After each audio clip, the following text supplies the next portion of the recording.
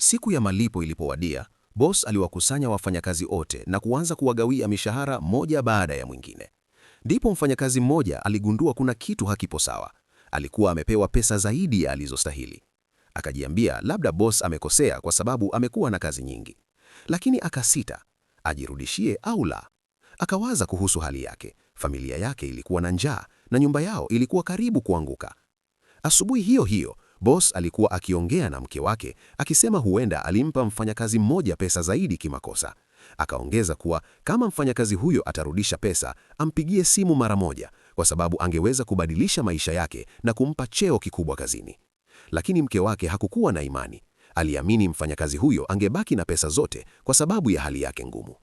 Baada ya muda mfupi, mfanyakazi alimfuata mke wa boss na kumwambia kwa heshima kuwa amepewa pesa nyingi kimakosa. Mke wa boss akamwambia amwachie yeye ili amrudishie boss. Mfanyakazi akasisitiza kuwa ni muhimu boss ajue kuwa ni yeye aliyerudisha pesa.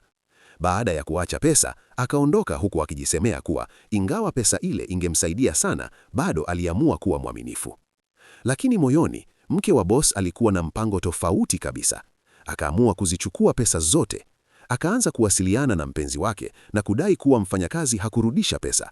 Wakapanga kumfanya boss amfukuze kazi mfanyakazi huyo, huku yeye akifikiria kutoroka na pesa pamoja na mpenzi wake.